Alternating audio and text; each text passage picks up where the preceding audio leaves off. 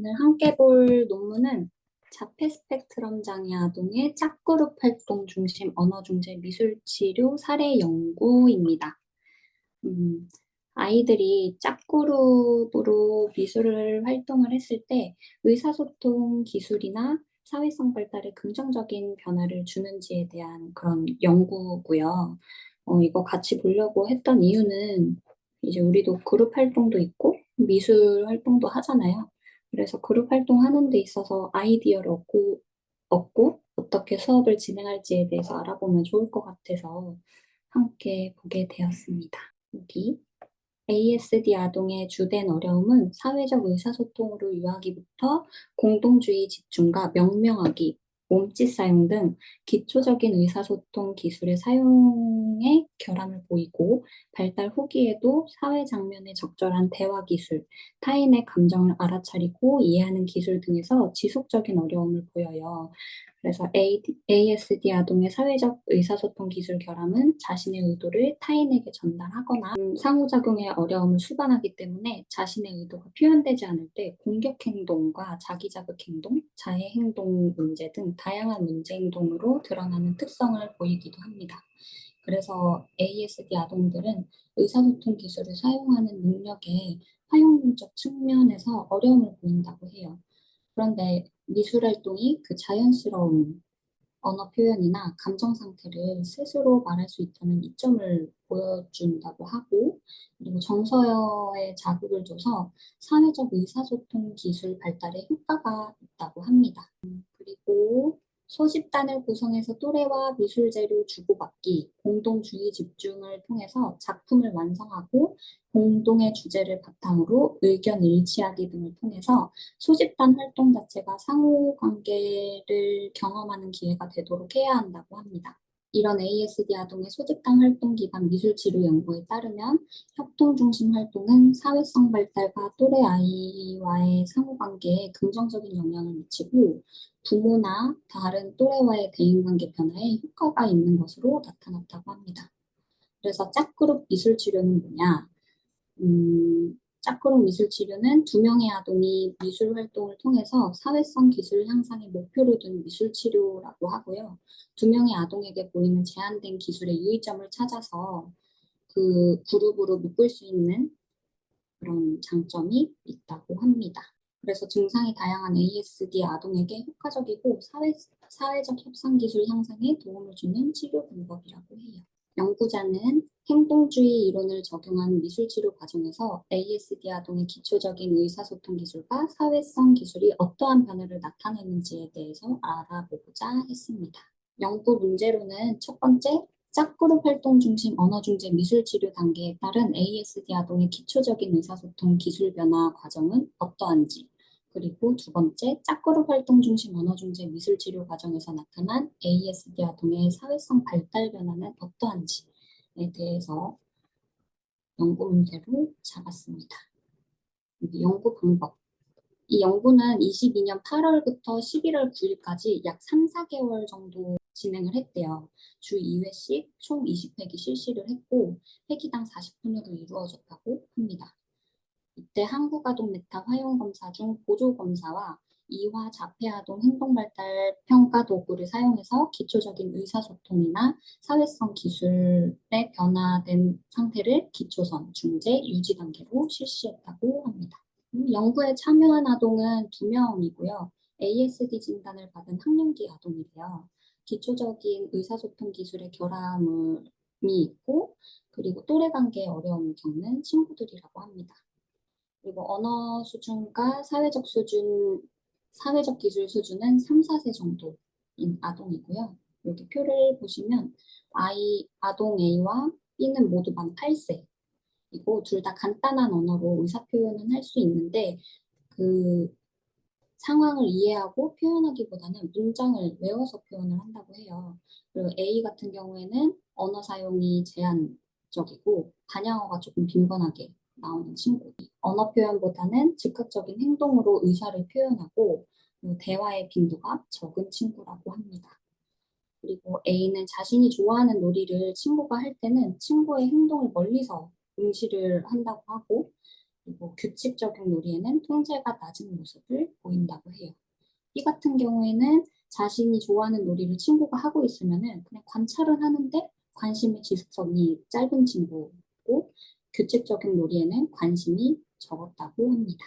연구 도구의 한국 아동 메타 활용 언어 검사에서는 연구 아동들이 생활 연령에 비해서 등가 연령이 좀 낮고 의사소통의 의도가 제한되는 점에 의해서 의사소통 기능만 살펴봤다고 해요. 그래서 그 기초적인 의사소통은 이렇게 표에 있거든요. 간단하게 살펴보면 요구하기, 반응하기, 대답 설명하기, 발전적 표현 이렇게 의사소통 4개로 이루어져 있고 요구하기에는 상대한테 사물을 달라고 요구를 하는 사물 요구 그리고 어떤 행위를 하도록 요구하는 행동 요구 그리고 상대한테 허락을 요구하는 허락 요구 이렇게 3가지가 있고요.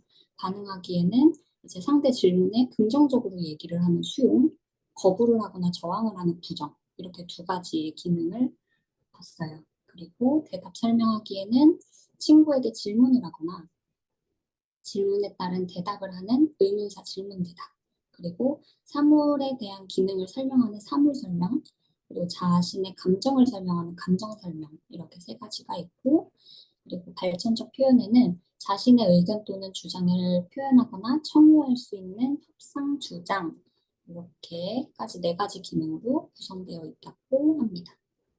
그리고 여기 이화 자폐아동 행동발달 평가 도구는 이렇게 사회성, 즉 또래 관계와 연관된 문항들인 놀이 영역, 대인관계 영역, 언어 영역, 지시 따르기 영역, 행동 영역의 평가 항목만을 구성해서 사회성 발달 변화를 측정했다고 합니다.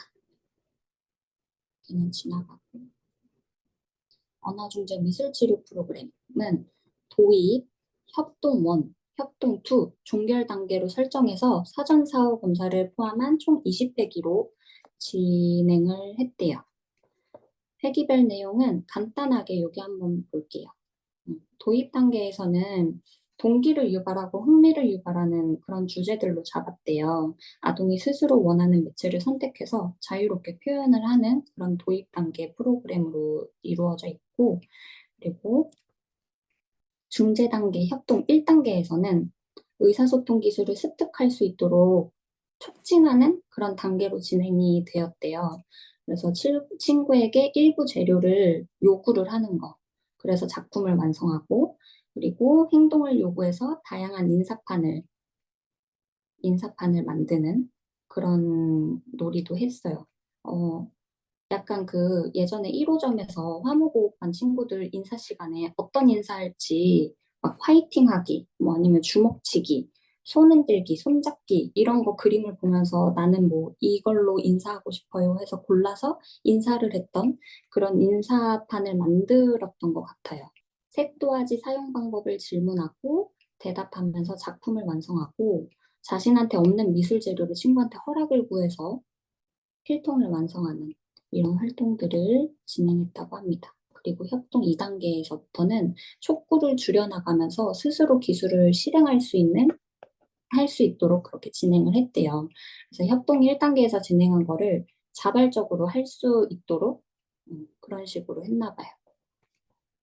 미술 재료를 친구에게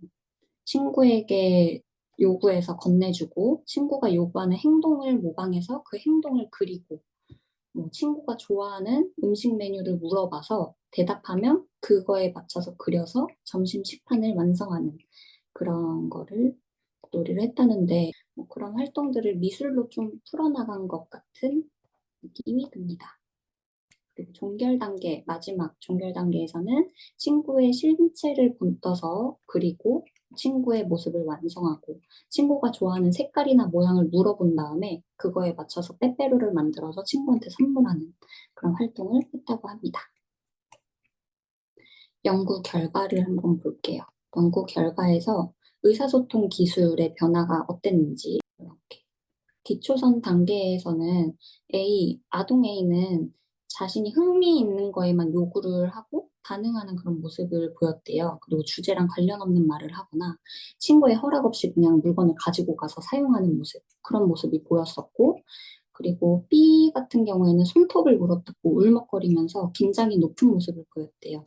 친구에게 물건을 뺏겼을 때도 그냥 반응이 없었고. 근데 도입 단계 이제 아동 A 도입 단계에서는 친구가 진행하는 미술 활동에 관심을 좀 보였대요. 인형을 막 색칠하고 있으면 인형 맞아. 인형 골고루 칠하세요. 라는 식으로 표현을 하고 또 뭐 친구가 과자를 먹으면서 활동하고 있으면 B도 오레오 좋아해. 막 과자 달콤해. 막 이런 식으로 좀 자기 생각을 주장하는 그런 모습을 보였다고 합니다.